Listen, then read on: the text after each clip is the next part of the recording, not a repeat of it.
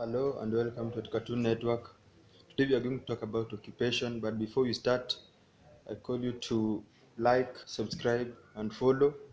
Leave the comment below so that I may know your concerns and maybe what you want me to discuss next time, and also to involve you because you're my friends and everything this I'm doing because so that we can impact each other's life positively.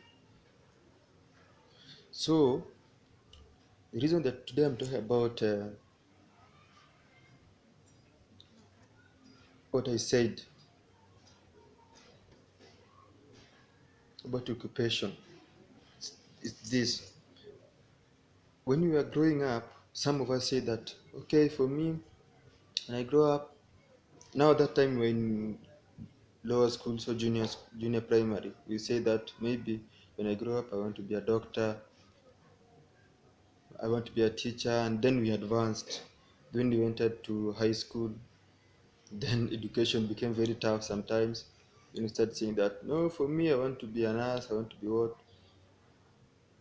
Entering into maybe you finish your high school, then you realize that it's very tough, more than we thought, and then just say that. So you start creating your account saying, come, let me teach you how to make money easily. Yet you yourself don't have money. But then leave that aside. We have this time and schedule, and then we go and learn. The, the reason for us maybe attending those schools is that we want our future to be bright and also to have something that we can benefit on. Example, when you're going to a nurse school, you want to be a nurse. You expect that after finishing that, you get a job and get paid. That's it. And that's what everybody needs.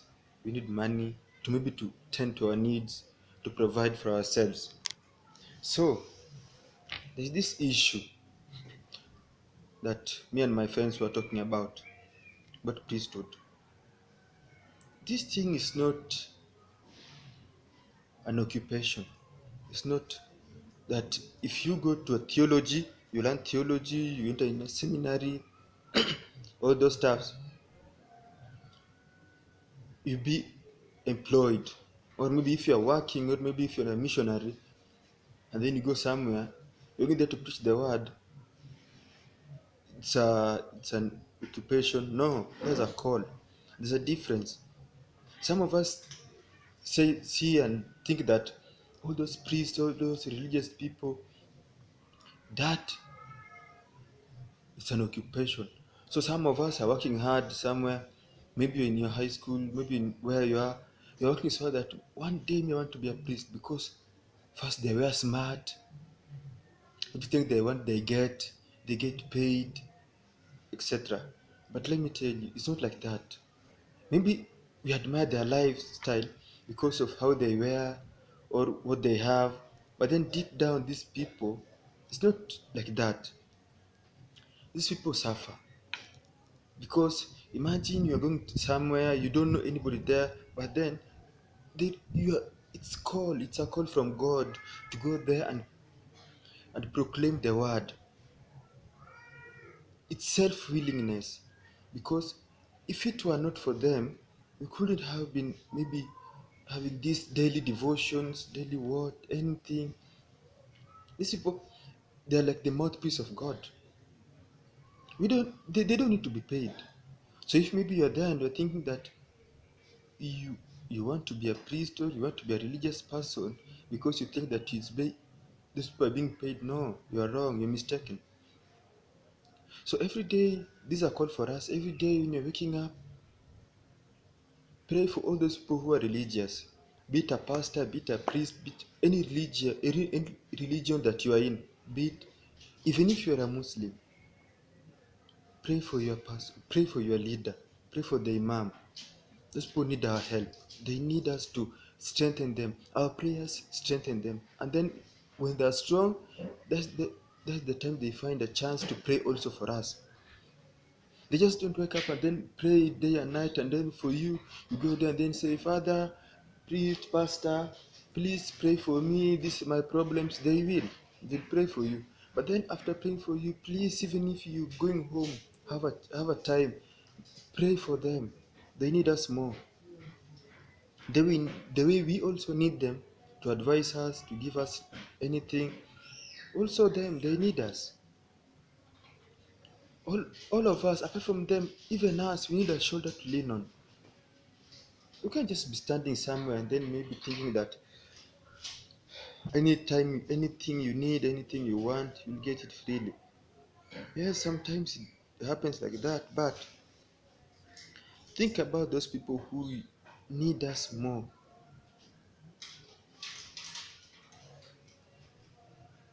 No chiste, no chiste. Yeah, no jokes. But sometimes if you just go somewhere and then you sit down, you recollect about yourself, call yourself into a meeting, and then see from maybe the start of this year, what have I achieved, what have I done, and where do I have to go to the drawing board and mend my life? What have I done to people? Have I impacted someone's life positively? What have I done to this person? There's a less fortunate person in my hometown, in my hood, in my yard. What have I done? For us Catholics, we're in Lent. This is a chance for us. We are called to do something positive, do something, impact someone's life, make someone happy. Not by giving that person a car, or maybe you're giving that person every day, you're giving that person money. No, if you have a job, if you are a boss somewhere, employ someone. It's not a matter of maybe degree or what or anything. Let me tell you something. I've witnessed this thing. Sometimes you see that the people that you're employing, they have the degrees, the masters, the doctorate, but then what they have, they don't know how to use it. You're a doctor, but then after surgery, you're leaving a nail, or maybe yes, you're instead of seeing that person properly, you're leaving dents, you're leaving footmarks, some mistakes in your work, which means sometimes you are forced in doing that course, or maybe it's not your call. So our urge is do something with wholeheartedly. Let nobody pressure you to do something. There's a song that it's a reggae music saying that for my mom wants me to be a doctor. My father wants me to be a lawyer. But for me, I want to be a Rasta man. Me, I want to be a ganja farmer. Yes, sometimes,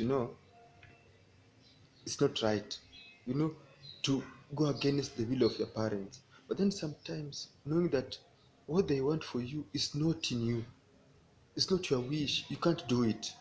Because if you go there, maybe you'll mess. You have heard some maybe priests, yes. Let me talk about that. Priest. Maybe you heard that, oh, that priest, yes, he's just a priest, but then if you see his life, he had a child somewhere, he had fathered somebody. Some of them are not called. They just went there because of their parents.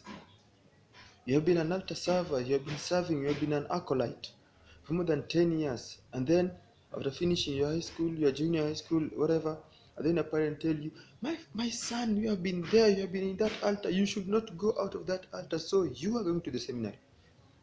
But for you, you are just serving the Lord, and then maybe your call was to be a father. You are supposed to father somebody. But then your dad or your parents are telling you that, boom, you're going that side. It's a force. Somebody is forcing you. Yes, you go there going to please your parents. So if you go there, you mess. And then the dent is not even in your family. The dent is on church. We'll say that, oh, he was a priest, but then he messed. All priests are bad. All priests are bad, but not all of them. And not only in priests. We have seen them in our leaders. Somebody is an MCA, but then the work this person is doing is not according to this person. Is not supposed to be doing that. This person is even a terrorist. But then we chose this person thinking that this person will lead us. But instead, this person is not. We have chosen this person is our president. And then, God, thank you. He's a good person. He's leading us in a right way. And we are not regretting for him being our president. Mhm.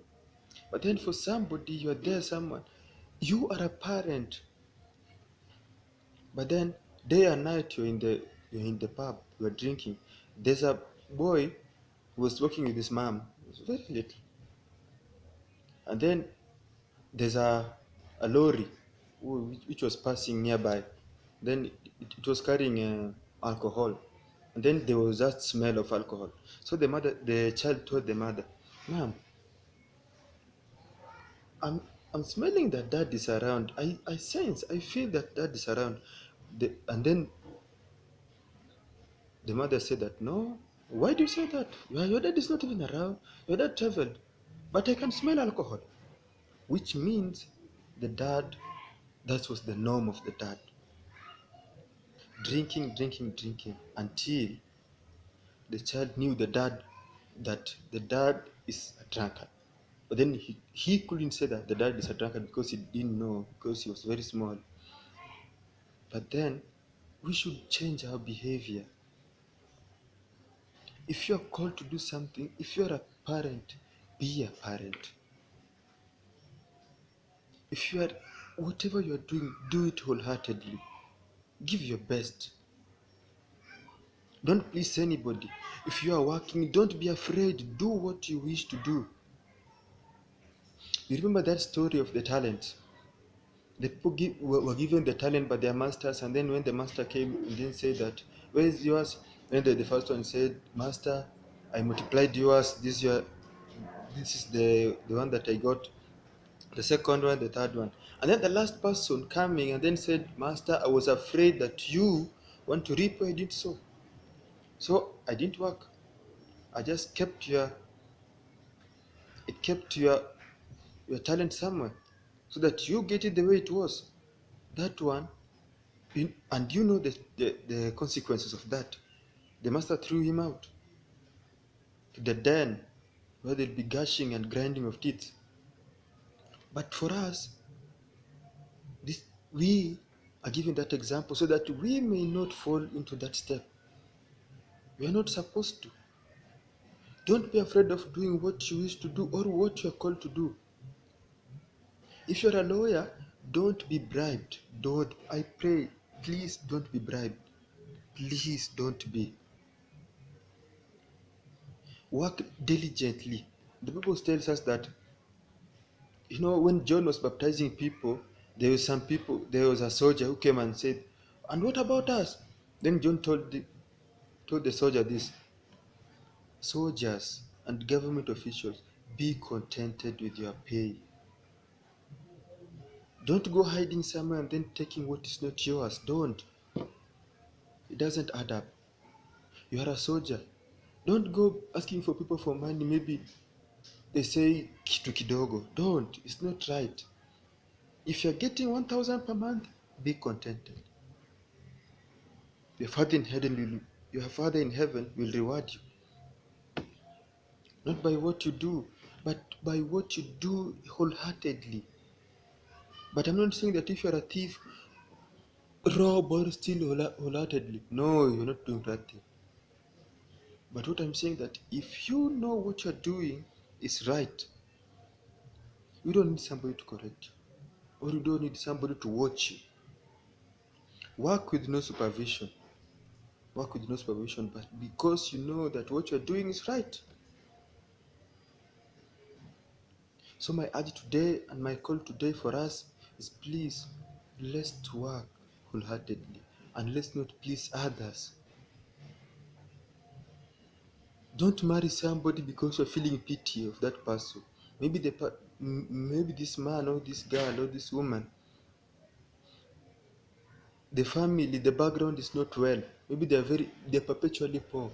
So for you're marrying this person saying that, "Oh, because for me I'm wealthy and my family is well off, so I'm marrying you because of your family." It's not right. You will mistreat this person because you're saying that without me you couldn't be here. It's not right. Just do something knowing that what you're doing, your reward will be in heaven. If you are helping somebody, those beggars, example, those beggars, if you're giving them money, you're not expecting them to give you back. You're just giving them. But then don't give them saying that, oh, this one are just fake. I'm just giving them, it's just that, it's like that, it's like I'm wasting my money. No. If you're giving them something, just give them. Don't have any other emotions, maybe anything deterring you. So if you are working, work for the glory of God. Everything is on the glory of God. So for us, just pray wholeheartedly. If you are every time you want to sleep, pray. Pray for our leaders, pray for our nation, our religious leaders, our families, and also pray for yourself. Pray for your vision, pray for your future, pray for your vocation.